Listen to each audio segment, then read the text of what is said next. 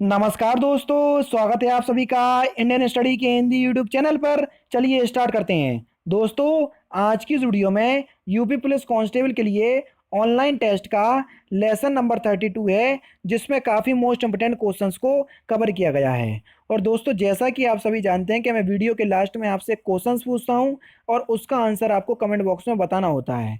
तो आज मैं फिर आपसे क्वेश्चंस पूछूंगा और आंसर आपको कमेंट बॉक्स में बताना होगा। दोस्तों, मैं अनअकैडमी पर ही पढ़ाता हूँ। तो अनअकैडमी पर मुझे फॉलो करने के लिए डिस्क्रिप्शन में दिए गए लिंक से आपको अनअकैडमी का लर्निंग ऐप डाउनलोड करना है और वहाँ जाके आप मुझे फॉलो कर सकते हैं और मेरे द्वारा अपलोड किए कोर्सेज का लाभ उठा सकते हैं बिल्कुल फ्री में। जो लोग यूपी पुलिस कांस्टेबल की तैयारी करना चाहते हैं तो आप मुझे अनअकैडमी पर आज ही फॉलो कर लीजिए, क्योंकि मैं आप लोगों के लिए काफ़ी इंटरेस्टिंग कोर्स प्रोवाइड करवाता रहता हूँ डेली बेसिस पे। एक कोर्स का मैं डिस्क्रिप्शन में लिंक प्रोवाइड करवा दूंगा, तो आप एक बार जरूर से चेक कर लीजिएगा। चलिए दोस्तों, स्टार्ट करते हैं और देख लेते हैं पहला क्वेश्चन। पहला क्वेश्चन है आपका कि अब्दुल ने नमाज पढ़ी, इस वाक्य में कौन सा काल है, ये हमको बताना है। देखो, पूरा जो आपका सेंटेंस है वो यहाँ से यहाँ तक है। अब्दुल्ला ने नमाज पढ़ी। अब आपको बताना है कि इसमें कौन सा काल है, वर्तमान काल, भविष्य काल, भूतकाल या भूता भूतकाल। तो आपका जो सही उत्तर है वो है आपका भूतकाल, यानी कि इस क्वेश्चन का तीसरा ऑप्शन बिल्कुल करेक्ट हो जाएगा, क्योंकि भूतकाल का जो आपका अर्थ होता है वो होता है आपका बीता हुआ, और अब्दुल्ला ने नमाज पढ़ी यानी कि वो पढ़ चुका, तभी इसकी बात की जा रही है। नेक्स्ट है आपका, जो मैंने पिछली वीडियो में पूछा था कि आपके मेघदूत के लेखक कौन है, सुमित्रा नंदन पंत, रामदास, कबीरदास या कालिदास। तो मेघदूत के जो आपके लेखक है वो है आपके कालिदास। इस क्वेश्चन का चौथा ऑप्शन आपका बिल्कुल करेक्ट है और लगभग लगभग 99% लोगों ने बिल्कुल सही उत्तर दिया। अच्छा, कुमार संभव हुआ, रघुवंशम, मेघदूतम, ये सब की सब जो आपकी रचनाएं हैं ये कालिदास की हैं। नेक्स्ट है आपका कि ओष्ट का जो आपका तद्भव शब्द है वो क्या होगा। चार ऑप्शंस आपके सामने और देख लीजिए, ओष्ट का तद्भव क्या होगा। ओष्ट, ओठ, ओष्ट या इनमें से कोई नहीं। तो अच्छा, पहले तो आप ये जान लीजिए, जो आपका ओष्ट है इसका जो तद्भव रूप हम आपसे पूछ रहे हैं, तो इसमें तद्भव होता क्या है। तो तद्भव जो होता है वो आपका हिंदी रूप होता है, ठीक है। तो ओठ जो होगा वो आपका बिल्कुल सही ऑप्शन होगा, यानी कि इस क्वेश्चन का दूसरा ऑप्शन आपका बिल्कुल करेक्ट है। नेक्स्ट है आपका कि जो सा जो होता है, सा से संजम वाला, इसका जो आपका ध्वनि उच्चारण होता है वो कहाँ से होता है। दंत से, मूर्धया से, तालु से या दंतालु से। तो जल्दी से बताइए कि सा का ध्वनि उच्चारण कहाँ से होता है। तो सा का जो आपका ध्वनि उच्चारण होता है, आपका जो सही उत्तर है वो है आपका तालु से। जी हाँ दोस्तों, सा ध्वनि का जो आपका उच्चारण है वो आपका तालु से किया जाता है। नेक्स्ट क्वेश्चन आपके सामने ये रहा कि अनुज का विलोम शब्द क्या है। अनुज का, सॉरी अनुज बोल दिया मैंने, अनुज का विलोम शब्द क्या है। मनुज, अग्रज, धनुज या विग्रज। तो अनुज का जो आपका विलोम शब्द होगा वो होगा आपका अग्रज, यानी कि इस क्वेश्चन का दूसरा ऑप्शन आपका बिल्कुल करेक्ट हो जाएगा। अनुज का विलोम शब्द होगा आपका अग्रज। नेक्स्ट क्वेश्चन आपके सामने ये रहा कि निरक्षर का विलोम शब्द क्या होगा। बिल्कुल सरल क्वेश्चन, अनपढ़, अग, साक्षर या विद्वान। तो देखो, निरक्षर का मतलब ही अनपढ़ होता है, तो इसलिए अगर हम इसकी विलोम शब्द की बात करें तो हो जाएगा आपका साक्षर, यानी कि इस क्वेश्चन का तीसरा ऑप्शन आपका बिल्कुल करेक्ट होगा। नेक्स्ट है आपका कि कपड़ा का जो आपका पर्यायवाची है वो क्या होगा। चीरा, सिरोधरा, केस या ऋतुपुट। तो दोस्तों, अगर हम बात करें कपड़े के पर्यायवाची शब्द की, तो कपड़े का जो आपका पर्यायवाची शब्द हो जाएगा वो हो जाएगा आपका चीर, यानी कि इस क्वेश्चन का पहला ऑप्शन जो होगा वो बिल्कुल करेक्ट हो जाएगा। स्पेलिंग आपकी मैंने लिख दी है बिल्कुल ठीक। नेक्स्ट है आपका कि किस राज्य ने अपराध कम करने के लिए डायल 100 योजना का प्रारंभ किया। महाराष्ट्र, मध्य प्रदेश, उत्तर प्रदेश या गुजरात। तो दोस्तों, अगर हम बात करें ऐसा राज्य जिसने डायल 100 योजना का आरंभ किया, तो उस राज्य का नाम है आपका उत्तर प्रदेश। जी हाँ दोस्तों, उत्तर प्रदेश ने राज्यों में अपराध और बेहतर तरीके से संभालने हेतु 2 अक्टूबर 2016 को, कब दोस्तों, 2 अक्टूबर 2016 को डायल 100 योजना का शुभारंभ किया था। नेक्स्ट है आपका कि निम्नलिखित में से किस फूल को उत्तर प्रदेश के राज्य फूल के रूप में जाना जाता है। पलाश, रोएरा, कमल या रंग केसर। तो दोस्तों, आपका जो सही उत्तर हो जाएगा वो हो जाएगा आपका पलाश। जी हाँ दोस्तों, उत्तर प्रदेश का जो आपका राजकीय पुष्प है वो है आपका पलाश। नेक्स्ट है आपका कि वन्य जीव संरक्षण अधिनियम कब लागू किया गया था। 1972, 1975, 1978 या 1982। तो वन्य जीव जो आपका संरक्षण जो अधिनियम है वो लागू किया गया था आपका 1972 में, यानी कि इस क्वेश्चन का पहला ऑप्शन जो होगा बिल्कुल करेक्ट हो जाएगा।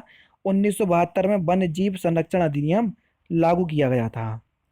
नेक्स्ट क्वेश्चन है आपका कि इलाहाबाद उच्च न्यायालय का जो आपका गठन है वो कब किया गया था? 1947, 1956, 1966 या 1965?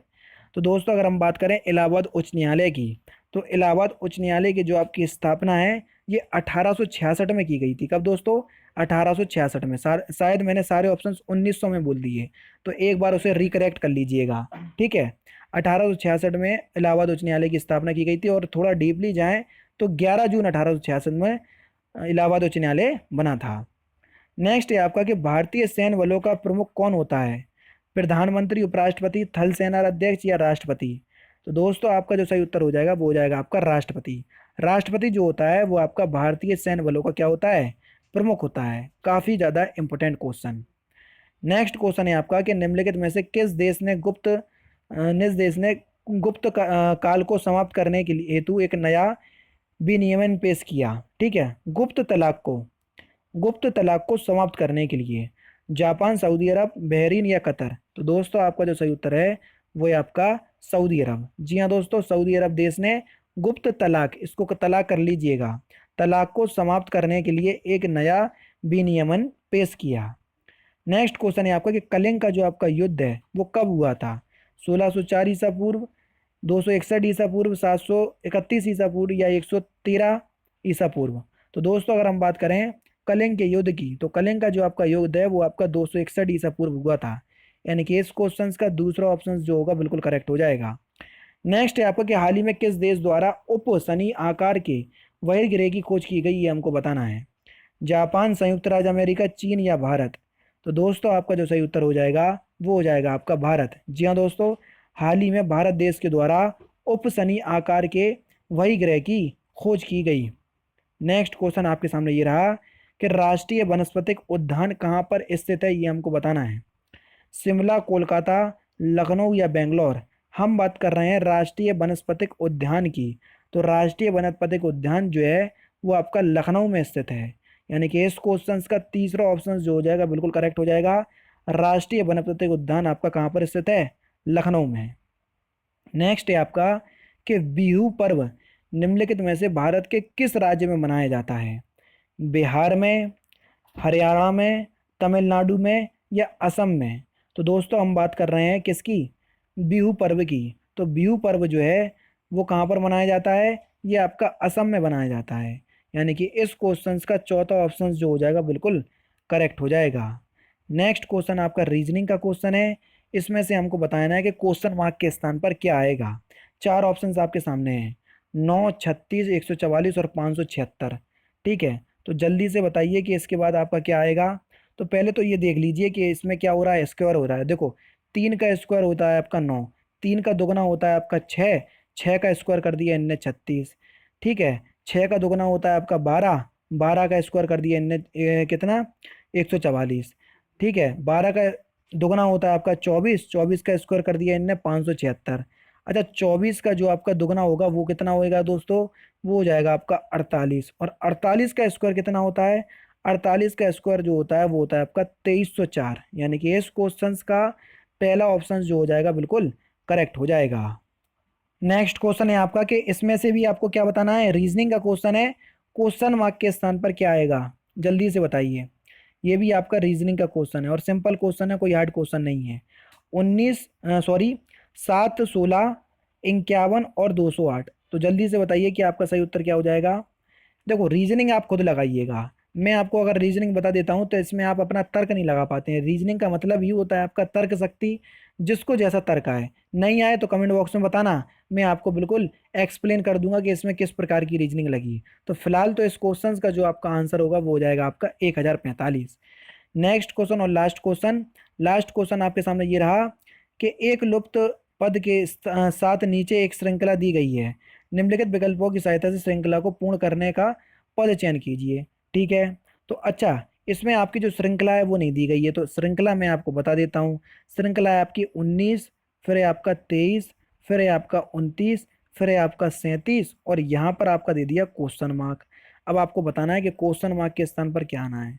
देखो सिंपल है, आपका 19 में 4 जोड़ा तो 23, 23 में कितना जोड़ दिया, 23 में 6 जोड़ दिया तो हो गया आपका 29, 29 में जोड़ दिया इनने 8 तो हो गया आपका 37, और 37 में 10 जोड़ देंगे तो कितना हो जाएगा 47, यानी कि दो दो के डिफरेंस में आपका जुड़ता चला जा रहा था। ठीक है, तो दोस्तों आपका आंसर क्या होगा इस क्वेश्चन का, चौथा ऑप्शन जो हो जाएगा बिल्कुल करेक्ट हो जाएगा 47। ठीक है, अच्छा अब मैं ये आपके 20 इंपॉर्टेंट क्वेश्चंस थे, यानी कि 20 इंपॉर्टेंट क्वेश्चंस थे। अब आपको ईमानदारी के साथ बताना है कि आपके इसमें कितने नंबर आ रहे हैं। अब मैं आपसे क्वेश्चन पूछने जा रहा हूं और उसका आंसर आपको कमेंट बॉक्स में बताना है। तो आज का जो आपका क्वेश्चन है वो ये रहा आपके सामने। एशिया का पहला मानव डीएनए बैंक उत्तर प्रदेश में स्थित है, लेकिन किस जिले में या कहाँ पर स्थित है ये हमको बताना है। लखनऊ, नोएडा, गाजियाबाद या दिल्ली। तो सही उत्तर आपको कमेंट बॉक्स में बताना है। तो दोस्तों फिलहाल की वीडियो में सिर्फ इतना ही। अगर आपको वीडियो पसंद आए तो प्लीज़ वीडियो को लाइक कीजिए, शेयर कीजिए, साथ ही साथ मेरे चैनल को सब्सक्राइब करना ना भूलें, क्योंकि मैं रोजाना इसी तरह की वीडियोस आप लोगों के लिए लाता रहता हूँ। नमस्कार दोस्तों, जय हिंद, जय भारत।